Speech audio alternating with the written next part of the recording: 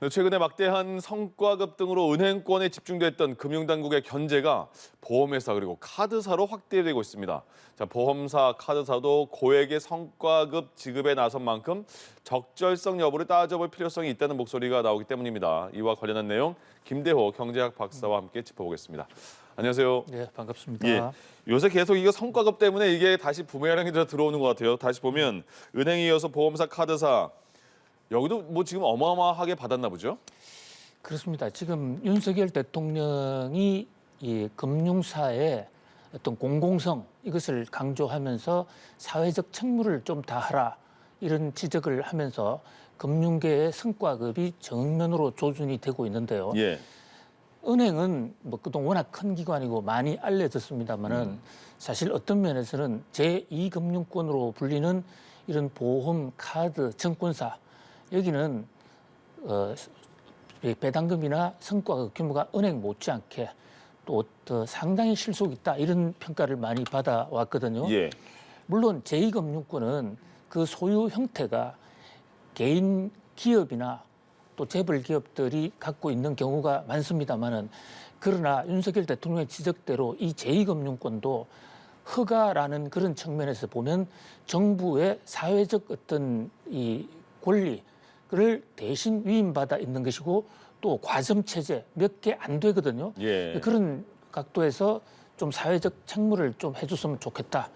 그런데 최근에 이 그 보험사, 카드사, 증권사 이런 경우에는 한국은행이 기준금리를 올리니까요. 금리를 올리게 되면 우선 그 많은 금융 소비자들이 대출을 못 받게 되거나 만기도로 오는 대출 이자를 제때 못 받기 때문에 급전이 많이 필요하게 됩니다. 예, 예.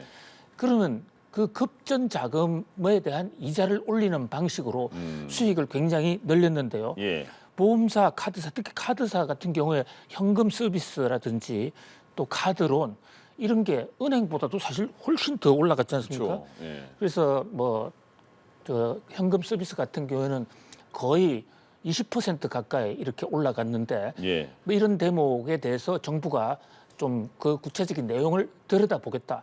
그래서 이자 장사를 해서 큰 돈을 벌어서 그 돈으로 회사의 미래 부실 가능성에 대비하기엔 충당금을 쌓지 않고 직원들 배당금 잔치라든지 퇴직급여 잔치를 했던 부분에 대해서 구조적인 문제를 들여다보겠다. 예. 이제 이런 그 사실 그 은행권을 향한 사회적 책무 관리가 제2금융권까지 전 금융권으로 확대되는 그런 양상입니다. 그러니까 얼마나 받았냐 했으면 뭐 연봉의 50% 정도를 성과급으로 받은 곳이 많았고 예. 또 월급의 3, 4배 정도를 성과급으로 받은 것도 많다고 하더라고요. 그러니까 많이 받았네요. 그렇습니다. 그 또 제2금융권의 월급 자체가 은행권보다도 좀 더 높아요. 예, 예. 뭐 그런 점에서 돈을 많이 버는 것은 네. 그것은 자본주의 사회에서 기업 경영을 잘한 결과라면 예. 환영받고 칭송받아야 될 것입니다. 그런데 이 금리 인상이라는 어떤 계절적 정부의 통화관리 정책 거기에 편성해서 예. 고객들의 어려운 어떤 이 약자적 의뢰 입지를 악용을 해서 돈을 많이 벌었다면 예. 그것은 좀 문제가 있지 않나. 이런 대목에서 정부가 구체적으로 들여다보고 있는 것이죠. 그러니까요. 그렇게 많이 벌었으면 그만큼 고객의 서비스에 대해서도 어느 정도 풀어야 되는데 보니까 고객 서비스를 줄인 내용이 신용대출 평균 금리 큰 폭으로 올렸고 또 이용 한도도 축소했고 예. 이런 거는 거의 다 반대로 가는 거잖아요. 고객에 대한 그 혜택은 반대로 가면서 본인들의 네. 성과금 챙기고 예. 그래서 더 욕을 먹는 것 같은데요. 그렇습니다. 그러니까 결국은 한국은행이 추진해왔던 금리 인상 정책은 국가 경제의 물가를 잡아서 다 같이 잘 사는 경제, 우리 경제를 보다 튼튼하게 만들자고 하는 건데 그 과정에서 예. 금융기관들이 사회적 어떤 공기능 이런 것보다는 사적 이익에 너무 눈을 많이 떠서 특히 금리 장사라든지 조금이라도 부실 가능성이 있으면 지금 앵커님 말씀하신 대로 예. 아예 대출 한도를 줄여버리면 그러니까요. 그렇게 되면 그 사람들은 급전이 더 필요하게 되고 예. 뭐 이런 어떤 구조적 악순환이 누적되어 왔던 이 문제를 좀 체계적으로 들여다보겠다 하는 그런 내용입니다. 그러니까 금감원이 카드사 대출 금리를 좀 자율적으로 내리게 유도를 하겠다 이런 내용도 있고요. 또 보니까 배당도 너무 많이 준다. 그것도 좀 조절해 보겠다 이런 말을 했거든요. 근데 이게 잘 될까요? 어떤 방식으로 해야지 잘 될까요? 예, 효과가. 특히 이제 지금 말씀하신 대로 배당, 네. 배당은 회사가 이익이 났을 때 결산을 한 이후에 그 이득을 주주들에게 돌려주는 것인데요. 예. 자, 이 대목도 정상적인 이익이라고 그러면 그 배당을 주주들한테 돌리는 게 너무나 당연한데 예. 금융감독원에서 두 가지 점을 들여다보고 있습니다. 첫 번째, 지금 이렇게 고금리 시대에 은행도 어떤 이 금융 위기에 휩싸여서 나중에 부실이 될 가능성이 있기 때문에 예. 미래의 안전성을 위해서 충당금을 좀 더 쌓아라. 그러니까 당장에 지금 배당을 하는 거에 앞서서 카드나 증권사, 보험사, 은행의 생존이 더 국가 경제에 더 중요하니까 배당금보다는 내부 충실도를 더 쌓아라. 그다음에 이자를 걷는 방법에 있어서도 예. 돈을 버는 방법에 있어서도 고객들에게 지나치게 과도한 어떤 피해가 가지 않았냐. 그래서 대출 금리에 예. 이를테면 예대 금리 차라는 것도 있고 조달 금리와 대출 금리의 차, 거기에 형평성이 너무 무너지면 이것은 공적 기능으로서는 완전히 실패한 것이다. 예. 뭐 그래서 샤일록이라든지 우리 금융은 원래요. 성경에 보면 네.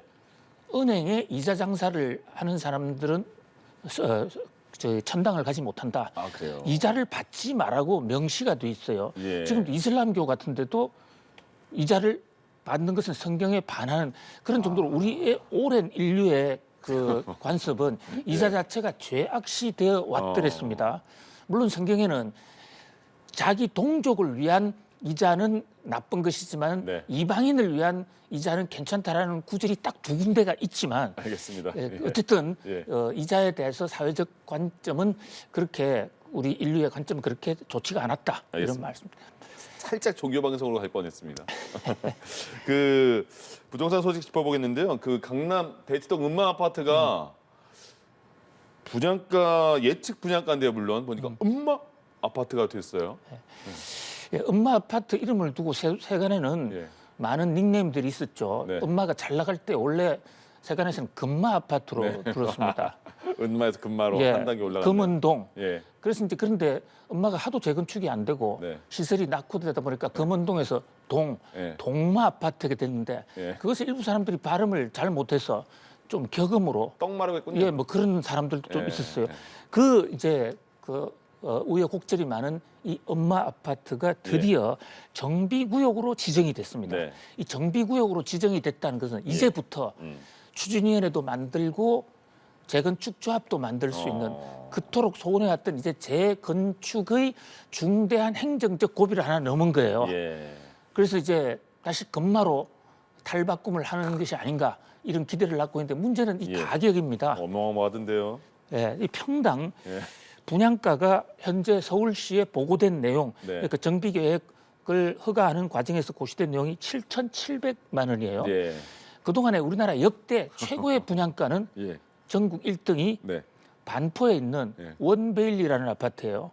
얼마였어요? 그 터미널 바로 건너편에 네. 있는 건데 그게 5,669만 원이거든요. 역대 최고예요, 그 예, 음마가? 역대 최고 기록을 경신했고요. 한 두서너 달 전에 둔촌동에서도 네네. 그 아파트 분양이 있지 않았습니까? 둔촌 주공. 아, 예, 예. 그게 3,800만 원이었습니다. 그것의 2배예요. 근데 지금 이상하지 않습니까? 지금 집값은 떨어지고 있는데 그러네요. 왜 예. 분양가를 올리느냐? 예.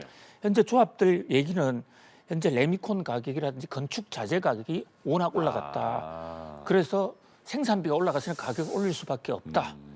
뭐 그런 어떤 추적을 하고 있는데 예. 그럼에도 불구하고 엄마 아파트를 소유한 사람들 입장에서는 이번에 이렇게 그 7,700만 원으로 분양을 해도 네. 오히려 돈이 모자란다. 그래서 기존의 조합원들 경우에 1인당 한 가구당 최고 7억 원 정도의 분담금을 더 내야 아파트를 건설할 수 있는 그런 상황입니다. 예. 보니까 84제곱미터 평형이 한 25, 6억 정도 그렇습니다. 한 거고요. 예. 그러니까 59제곱미터 그러니까 예전에 한 18평 정도가 한 19억, 20억 정도 하나 봐요. 엄청 비싼 상황인데 근데 일단 그 둔촌주공도 처음에는 흥행이 맨 처음에는 잘 될 것 같다가 다시 안 되는 거 아니야 하다가 다시 잘 된 거 아닙니까? 그렇죠. 이건 어떻게 될까요? 둔촌주공은 단군 이래 최대다해서 아주 폭발적인 인기를 끌었다가 초반에 그랬죠. 이제 경기가 갑자기 예. 죽고 부동산이 거래 절벽이 되다 보니까 중간에 이제 빠져나간 사람들이 많은데 네. 막판에 중도금 대출을 정부가 허용을 하고 또 그 아파트를 산 사람들의 의무 보유 기간 이런 것을 대폭 완화하는 이른바 1.3 대책이 나오면서 예. 뭐 사실상 둔촌 주공도 성공했죠. 예. 바로 엄마 아파트도 그런 혜택을 지금 받을 수 있기 때문에 뭐 이 그런 엄마가 갖고 있는 어떤 이 위치적 상징성 뭐 이런 것 때문에 기대를 모으고 있습니다만 그래도 분양가가 좀 높기는 높다 그러게요. 이렇게 볼 수 있습니다. 송파구에 올림픽 선수 기자촌 아파트가 있어요. 여기도 안전 진단 통과했다는 소식이 들어오면서 이거 뭐 분양 시장의 또 최대어가 아니냐 이런 평가도 나오던데요. 그렇습니다. 우리가 올림픽을 예. 1988년에 했지 않았습니까? 그렇죠. 호돌이 기억나죠. 그거 이제 건립을 주로 86년, 7년에 선수촌 아파트 또 기자촌 아파트를 지었거든요. 네. 자, 그 아파트들을 이제 재건축한다. 예. 이것은 강남권 송파구에 있는 가장 또 큰 대규모 또 초대형 단지입니다. 그러니까 정부가 지금 이 재건축에 그동안에 묶여져 왔던 규제를 푸는 그런 어떤 분위기를 타고 경쟁적으로 지금 재건축을 확대하는 이런 모습인데요. 예. 재건축이 늘어나면 중장기적으로는 아파트 공급 물량이 늘어나서 집값을 안정시키는 데는 좀 도움이 될 수가 있을 겁니다. 네. 그런데 이렇게 갑자기 도처에서 갑자기 하면 예. 경쟁적으로 하게 되면 아까 말씀드린 대로 레미콘 가격이나 건축 자재 또는 그 공임 이런 것들이 동시다발로 공사를 하게 되면 가격이 더 올라갈 수가 있단 말이죠. 예. 그런 면에서 현재 지금 부동산 경기가 워낙 좋지 않기 때문에 조금 그 어떤 이 타임 테이블 조정 이런 게 좀 필요할 수도 있지 않느냐는 그런 지적이 나오고 있습니다. 예. 그러니까 음마 아파트는 1979년에 이제 태어난 아파트인가 봐요. 그렇습니다. 그리고 예. 그 지금 올림픽 선수 기자촌은 86년도에 그럼 만들어진 거잖아요. 그렇습니다. 예. 어쨌든 음마 아파트 같은 경우는 기간이 굉장히 오래된 아파트이긴 맞긴 한데 예. 이게 그러면 지금 이 분양가가 엄청 높은데 이게 조금 더 앞으로는 예. 이 분양가가 더 올라갈 가능성이 있는 거예요? 지금 그래도 분양가는 예. 시세보다는 낮은 것이거든요. 네. 그런데 이제 그런 면에서 많은 조합원들은 재건축이나 재개발을 할 때 분양가를 좀 더 높이려고 하고 있고 예. 시세에 근접하려고 하고 있어요. 왜냐하면 그 분양가가 높아져야 네. 조합원들이 내는 분담금이 줄어들거든요. 예. 그러기다가 말씀드린 대로 건축 자재비가 지금 인플레 상황 속에서 상당히 많이 오르지 않았습니까? 예. 이런 문제 때문에 분양가는 당분간 또 계속 오를 가능성이 있다. 이 분양가 오르는 것은 네. 서울 강남이나 강남 3구뿐만 아니라 전국적인 현상입니다. 예. 지금 이 아파트 가격이 떨어지고 있는 이 상황 속에서도 분양가는 올해도 지난해에도 계속 올랐더랬습니다. 예, 그렇군요. 미국 1월 생산자 물가 지수를 보니까요. 시장 예상을 웃도는 상승세를 보였습니다. 이거는 저희가 좀 쉽게 어떻게 해석할 수 있는 거예요? 지금 미국이 기준금리 인상을 1년간 계속 해오면서 거기에 대해서 세계 경제의 피로증이 상당합니다. 네. 금리 인상으로 인해서 경제가 많이 무너졌죠. 그런데 이제는 물가를 좀 잡았으니까 금리 인상 속도를 좀 늦출 수 있지 않느냐는 그런 기대가 많이 나왔었더랬거든요. 예. 실제로 제롬 파월 연준 의장도 한 달 전에 이제는 인플레의 해소가 시작됐다. Disinflation is started. 이런 표현까지 썼습니다. 예. Disinflation. 그런데 이 제롬 파월 연준 의장이 이 얘기를 한 이후에 오히려 물가가 좀 더 오른 것으로 나타나고 있어요. 물론 크게 보면 지난해 가장 높았던 지점보다는 낮지만은 예. 12월 달보다는 전월 대비로 올랐고요. 네. 자, 지금 이 그 전년 동기 대비도 당초 시장에서는 5%대로 떨어질 것이다라고 했는데 6%입니다. 예. 그런데 이 생산자 물가는 도매 시장에서 제품을 만드는 사람들끼리 주고받는 거래에서 형성되는 물가거든요. 이것은 앞으로 3개월 내지 6개월을 두고 그게 소비자 물가에 나중에 영향을 줄 수가 있어요. 예. 그렇기 때문에 하나의 소비자 물가 선행 지표다. 네. 그러니까 물가가 크게 보면 떨어지고는 있지만 이러한 PPI 물가 지수가 별로 떨어지지 않는 거로 봐서 물가 하락 속도가 생각보다는 좀 늦을 것이다. 예.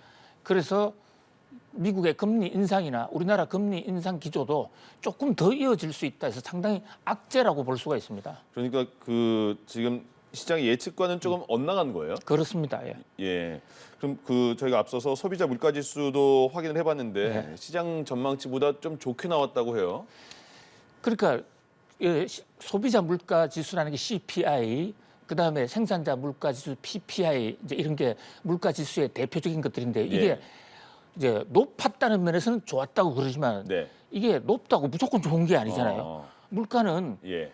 너무 떨어질 때는 조금 높은 게 필요할지 몰라도 지금처럼 6% 이상인 상태에서는 근데 이상적인 물가 상승률 연준이나 우리나라 한국은행이 목표로 하는 건 2% 정도거든요. 네. 그러니까 6% 너무 높은데 네. 거기서 예상보다도 좀 더 높은 것은 이 물가가 높으니까 금리 인상 좀 더 해야 되겠네.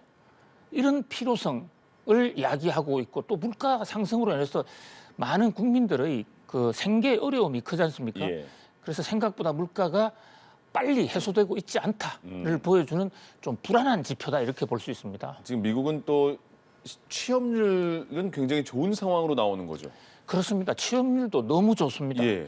미국 취업률까지 다 체크하고 계시니까 참 존경스러운데요. 자, 지금 미국의 실업자가 예.